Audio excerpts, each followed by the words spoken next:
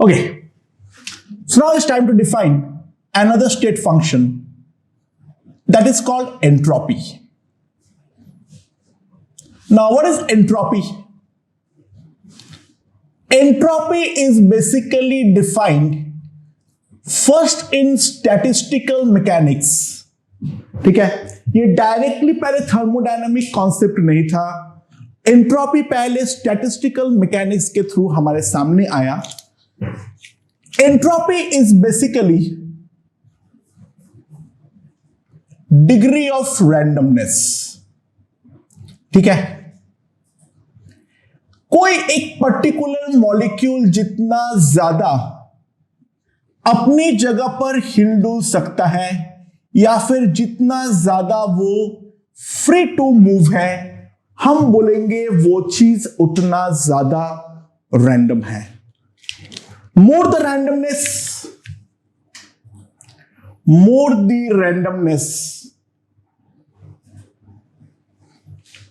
तो ऑब्वियस सी बात है, मोर इज द एंट्रोपी. हमारा रैंडमनेस जितना ज्यादा होगा, एंट्रोपी भी उतना ही ज्यादा होने वाला है. Right?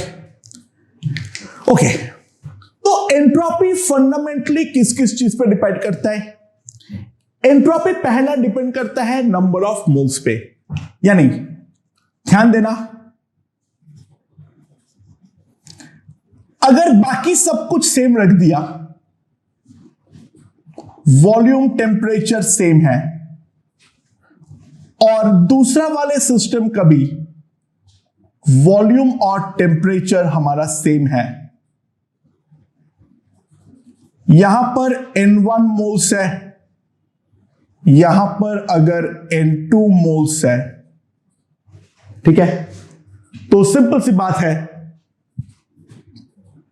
If N1 is greater than N2,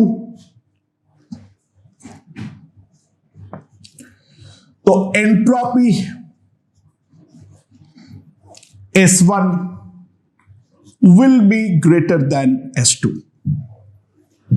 बाकी सब कंडीशन को सेम रखते हुए अगर मैं नंबर ऑफ मोल्स को बदलूं तो ऑब्वियस सी बात है, नंबर ऑफ पार्टिकल्स हमारे बदल जाएंगे. जितना ज्यादा पार्टिकल्स होंगे, लॉजिकल बात है, उतना ही ज्यादा हमें रैंडमनेस मिलने वाली है. यानी जिस पे ज्यादा मोल्स उस पे ज्यादा randomness. Randomness is directly proportional to number of moles. दूसरा, अगर मान लो मेरे पास सॉलिड है,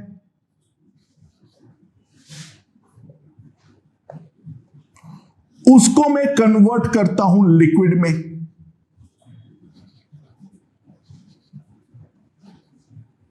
और उसको फिर मैं कन्वर्ट करता हूं गैस में, तो ऑब्वियस सी बात है, सॉलिड में पार्टिकल्स जो है वो बहुत ही ज्यादा छोटी जगह पर बाउंडेड होती है.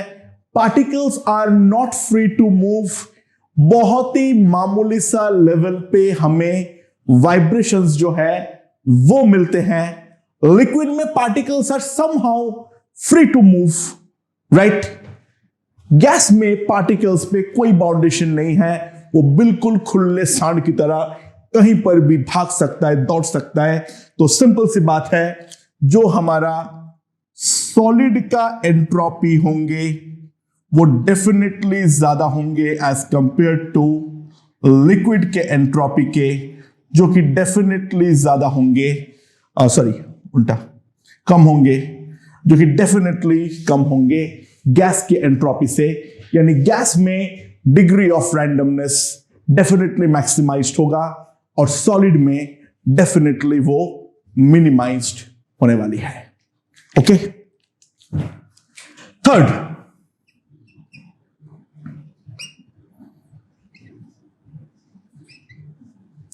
मेरे पास एक सिस्टम है, यहां पर नंबर ऑफ मोल्स n है, वॉल्यूम है v. दूसरे वाले सिस्टम में भी नंबर ऑफ मोल्स n है, वॉल्यूम है v। इसका टेम्परेचर अगर T1 है और इसका टेम्परेचर अगर T2 है, तो लॉजिकल बात है जिस पे टेम्परेचर ज्यादा होंगे पार्टिकल्स का मोशन वहां पे ज्यादा वेलोसिटी के साथ होंगे, यानी particles will definitely have more number of randomness. So what I can see, if T1 is greater than T2, that will imply entropy S1 will be greater than S2। अच्छा, fourth case, अगर मेरे पास number of moles n same है, temperature same है, और दूसरे में भी nt है, पहले वाले को मैंने कन्फाइन किया हूं इन वॉल्यूम V1, दूसरे वाले को मैंने कन्फाइन किया हूं वॉल्यूम V2 पे। तो दोस्तों जहां पर वॉल्यूम ज्यादा होगा, हर पार्टिकल के पास फ्रीली मूव करने के लिए डेफिनेटली ज्यादा जगह अवेलेबल होने वाली है। तो सिंपल सी बात है, if V1 is greater than V2, that will imply S1 greater than S2। तो कोई एक सिस्टम का एंट्रोपी फंडामेंटली चार चीज पे डिपेंड करता है। पहला है उसमें नंबर ऑफ कंस्टिट्यूएंट पार्टिकल्स कितने हैं, राइट? वो जितने ज्यादा होंगे एंट्रोपी उतने ज्यादा होंगे। टेम्परेचर क्या है, ज्यादा टेम्परेचर मतलब ज्यादा एंट्रोपी। वॉल्यूम कितना है, मोर volume means more entropy. And last, the physical state of the matter. अगर बाकी सब कुछ सेम है तो इन दैट केस सॉलिड का जो एंट्रोपी होगा वो मिनिमम होगा, followed by liquid, and gas will have the maximum entropy. अच्छा, ना एक और चीज, इंपॉर्टेंट बात, amorphous substances have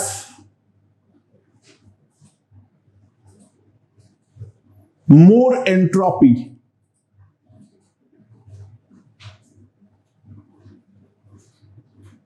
than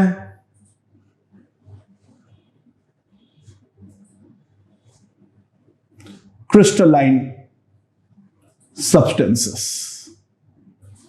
obviously बात है, क्रिस्टल में सारे पार्टिकल्स में एक डेफिनेट अरेंजमेंट होती है, उस पे रैंडमनेस का संभावना काफी कम है, जबकि एमोर्फस में कोई डेफिनेटिव अरेंजमेंट नहीं है, पूरा अरेंजमेंट ही रैंडम है। तो ऑब्वियस सी बात है, जो चीज जितना ज्यादा एमोर्फस होगा वो उतना ज्यादा हमारा रैंडम होगा।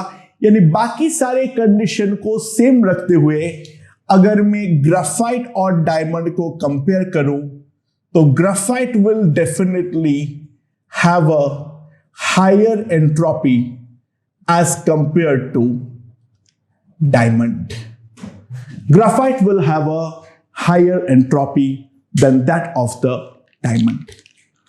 सो थियोरेटिकली सब कुछ बात सही चल रहा था, लेकिन थर्मोडायनामिक्स के पॉइंट ऑफ व्यू से रैंडमनेस को कंप्यूट करना तो संभव नहीं है। तो वाया एक्सपेरिमेंट लोगों ने डिग्री ऑफ रैंडमनेस को थर्मोडायनामिक में लेकर आया। वो क्या है, ध्यान देना, हमारे पास कोई एक सिस्टम कैसा भी जा रहा है, ए से बी, डजंट मैटर, ठीक है। कोई एक पर्टिकुलर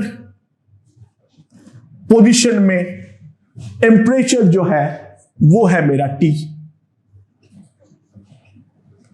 अच्छा, प्रोसेस रिवर्सिबली जा रहा है या इरिवर्सिबली जा रहा है कोई फर्क नहीं पड़ता है, लेकिन मुझे जो हीट देना है वो तो हमें रिवर्सिबली ही देना है। ठीक है, सो reversibly dq reversible amount of heat is provided to the system, right? वहां पर उस इंस्टेंट पे टेम्परेचर ऑफ द सिस्टम अगर T है तो ds system is defined as dq reversible upon T. तो delta S system is equals to integral dq reversible upon T. That's the way the change in entropy of a system is defined, right? Delta S system is a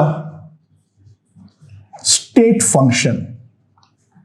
तो main important बात ध्यान दो, A से B चाहे reversibly जा रहा है या फिर इरिवर्सिबली जा रहा है, डेल्टा S जो है वो तो हमारा सेम ही होगा।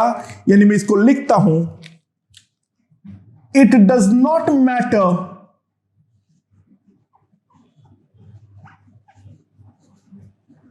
If a system is going to be from a reversibly और इरिवर्सिबली, कैसे जा रहा है उस बात से कोई फर्क नहीं पड़ता है। Delta S system will be same. हम कैलकुलेट कर सकते हैं केवल और केवल रिवर्सिबल के लिए।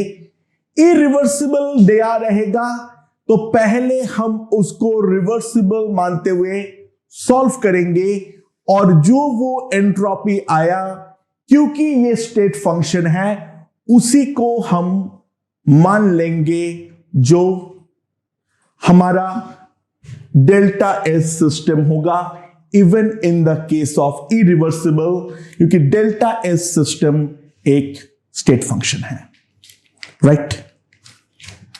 अच्छा, similarly,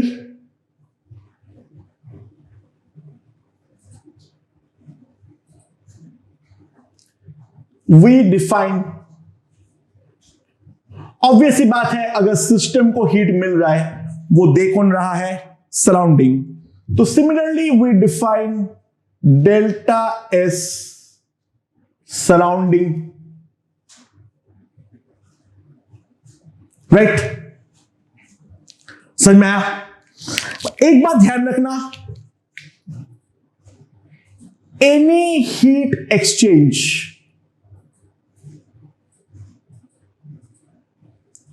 done by surrounding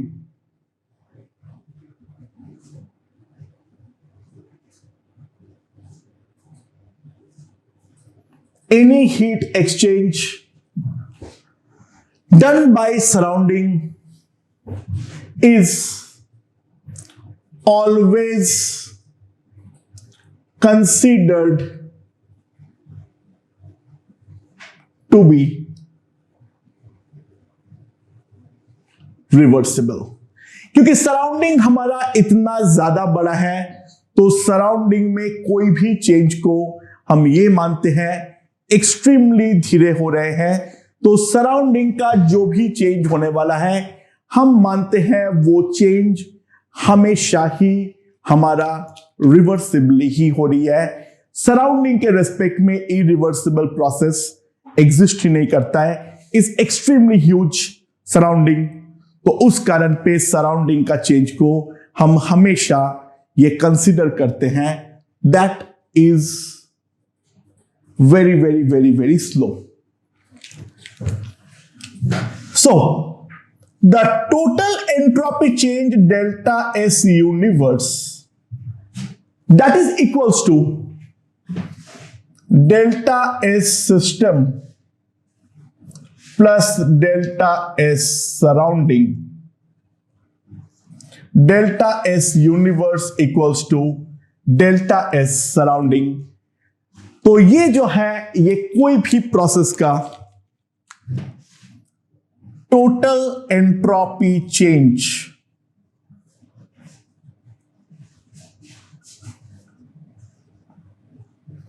total entropy change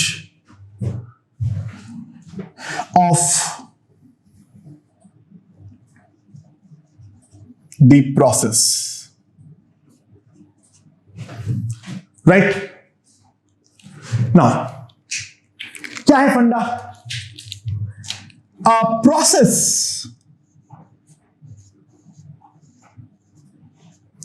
is said to be spontaneous, यानी कोई प्रोसेस स्पॉन्टेनियस यानी अपने आप तभी होंगे अगर डेल्टा एस यूनिवर्स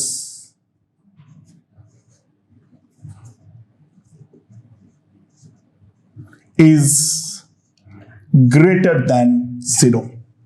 यानी कोई भी प्रोसेस तभी स्पॉन्टेनियस होगा अगर हमारा टोटल एंट्रोपी जो है सिस्टम और सराउंडिंग को मिलाने के बाद वो total entropy delta S universe अगर हमारा ग्रेटर देन 0 हुआ तो तब हम मानेंगे जो वो प्रोसेस जो है वो हमारा स्पॉन्टेनियस है। If delta S universe comes out to be 0, अगर डेल्टा एस यूनिवर्स को हम 0 मान लेते हैं तो in that case we consider system and surrounding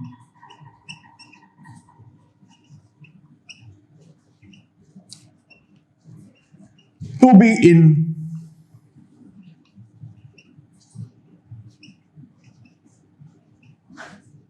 equilibrium। तो अगर डेल्टा एस यूनिवर्स हमारा 0 हुआ तो हम ये कंसीडर करते हैं हमारा सिस्टम और सराउंडिंग जो है वो हमारा आपस में इक्विलिब्रियम में होगा, ठीक है? और delta S universe less than 0 के लिए वो प्रोसेस जो है वो हमारा नॉन स्पॉन्टेनियस है।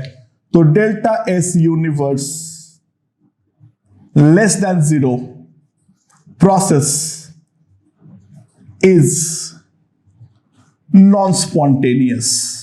अच्छा, नॉन स्पॉन्टेनियस के मतलब ये मत समझना जो वो प्रोसेस हो ही नहीं सकता है। हाँ, वो प्रोसेस अपने आप नहीं होगा, राइट? वो प्रोसेस जो होगा वो हमारा अपने आप नहीं होगा अनलेस एंड अनटिल हम उस पे कोई एक्सटर्नल पुश यानी कोई एक्सटर्नल हमारा ड्राइविंग फोर्स प्रोवाइड ना करे। ओके, चलो, तो यहां तक हमने बेसिक एंट्रोपी को डिफाइन कर लिए हैं। तो अब हम लोग धीरे धीरे कुछ क्वेश्चंस करने की तरफ ध्यान देते हैं। क्या है मेरे पास?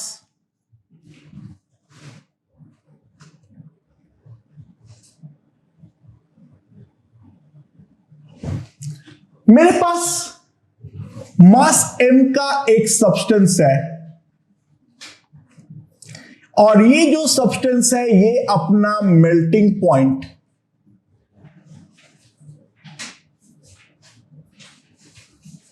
Tm पे है, ठीक है?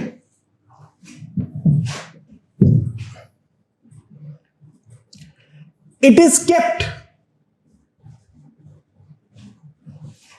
at an environment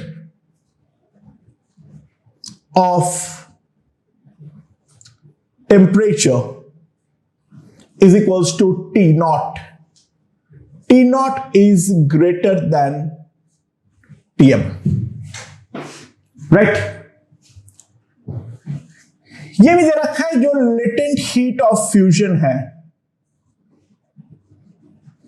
जो हमारा लेटेंट हीट ऑफ फ्यूजन है वो है मेरा L। प्रेशर कांस्टेंट एज्यूम कर लेना, external pressure. Calculate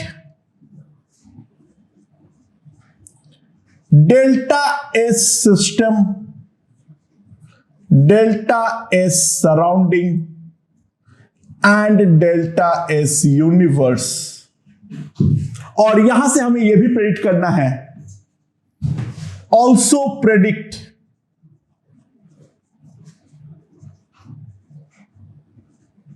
whether process is spontaneous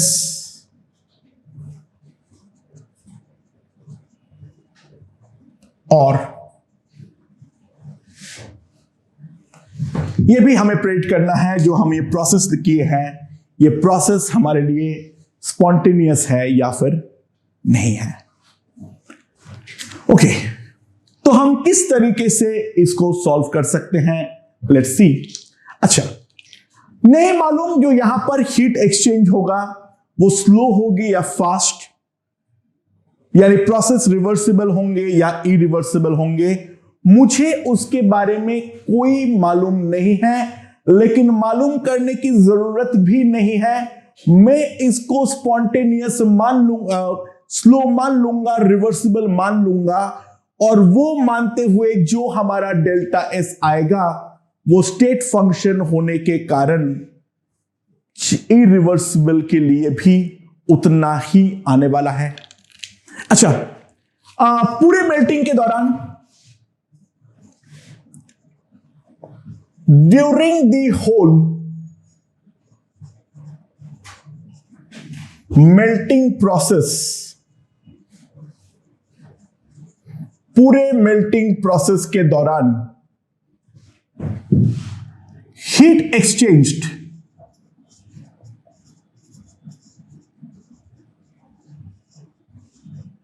is equals to m into L to the system। System को ml अमाउंट ऑफ हीट जो है वो सप्लाई हुआ है, तो पूरे के पूरे मेल्टिंग प्रोसेस के दौरान ml अमाउंट ऑफ हीट जो है वो हमारा सप्लाई हुआ है, राइट। ओके, अच्छा, during melting, temperature of the system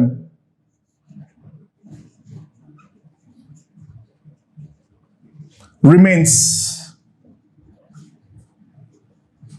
constant at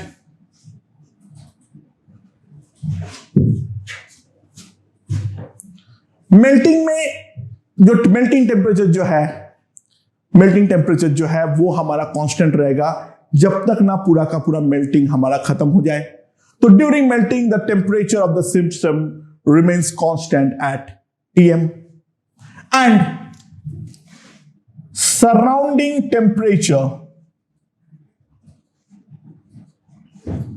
also remains constant at T0। हाँ कि ना, जो हमारा सराउंडिंग टेम्परेचर होगा वो भी हमारा T0 टेम्परेचर पे कांस्टेंट रहने वाला है, राइट। ओके, सो अब मेन बात हम यहां पर समझते हैं, क्या करेंगे। तो ds सिस्टम क्या होगा, dq reversible by Tm, the melting point। So delta S system, delta q reversible by Tm, the melting point, और ये जो है वो ml by Tm है। राइट, क्योंकि सिस्टम को मैं मान लिया रिवर्सिबली हीट मिली है और टोटल हीट जो मिलेगी that will be m into the latent heat of fusion पूरा मेल्ट करने के दौरान। Similarly ds surrounding,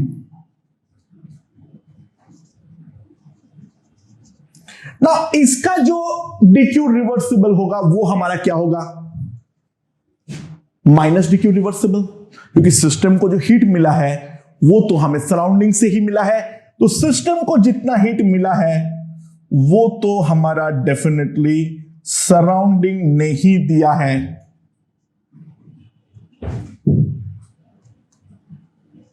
and surrounding temperature is T0।